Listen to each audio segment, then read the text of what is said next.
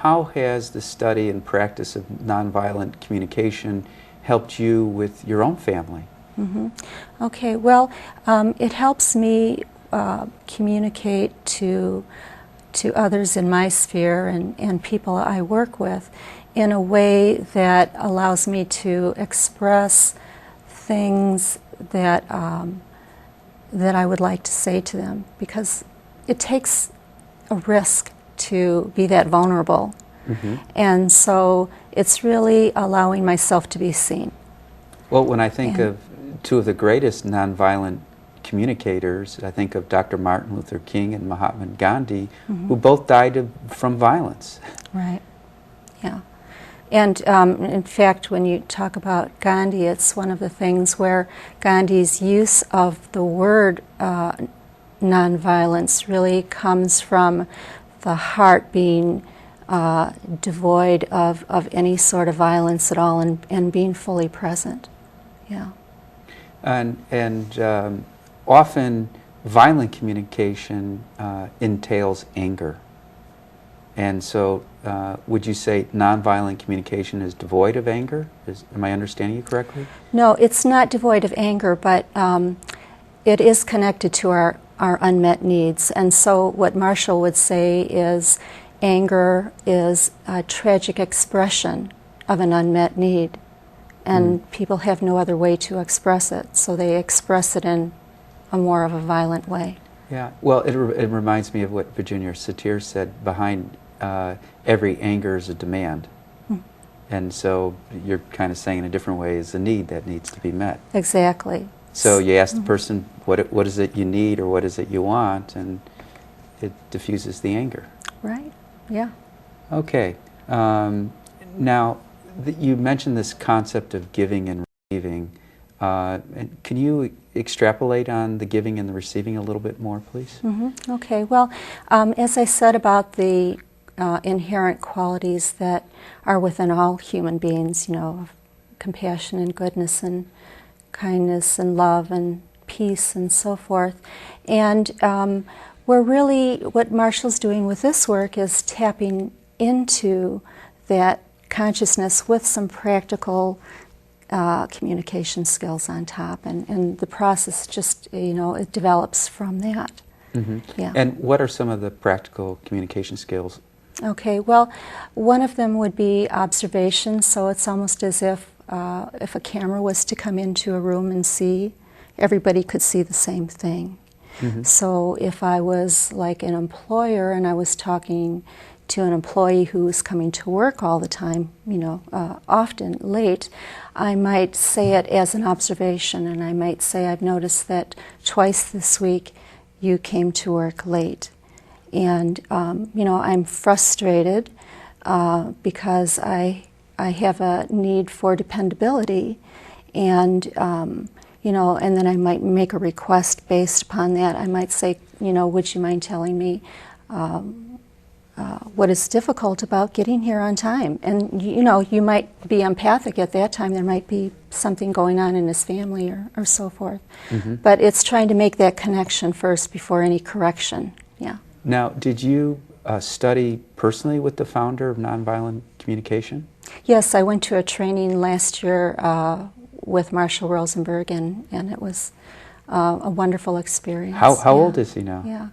Well, I think he's approaching, I would say, in his mid to later 60s, perhaps. Yeah. Well, and I'm guessing. And we're supposed to be evolving. I think you would think that there'd be more peaceful communication, more nonviolent communication now, if our society and has evolved. Well, it has, but we're still kind of caught up with enemy images of good and bad and right and wrong. And when we see people in terms of that paradigm, and we have these enemy images about them, then we might see that, you know, they're doing something that that we deem as not correct or wrong, and so we might want to punish them so that they're going to become repentant and then do, you know, the right thing according to our standards. Yeah. Now, you're an addictions counselor? Yes. And do you find nonviolent communication helpful in helping your clients overcome addictions? I find it very helpful in helping them connect to their feelings and their needs that they have not been expressing before because they numb it through substance abuse. Mm-hmm. And they might want to escape those feelings, so it's, it's not really giving them permission. They don't need, permission, but sometimes it's wonderful to hear somebody else say to them, it's really okay to have these feelings, and to really embody them and embrace the fact that they have needs and they have feelings, and learn how to express the things that they need to say to other people. Mm-hmm. Yeah. Now, we have interpersonal communication, like between two people like you and I, mm-hmm. and then there's intrapersonal communication, the communication that we have within ourselves, mm-hmm. Like our mind thinks with thoughts, our body feels emotions, and feelings turn into thoughts, thoughts turn into feelings. Does nonviolent communication involve intrapersonal communication? Yes, it very much does, because sometimes what we have to do is, let's say there's a need that's not met. We might have to mourn that need, that it was not met in this particular circumstance.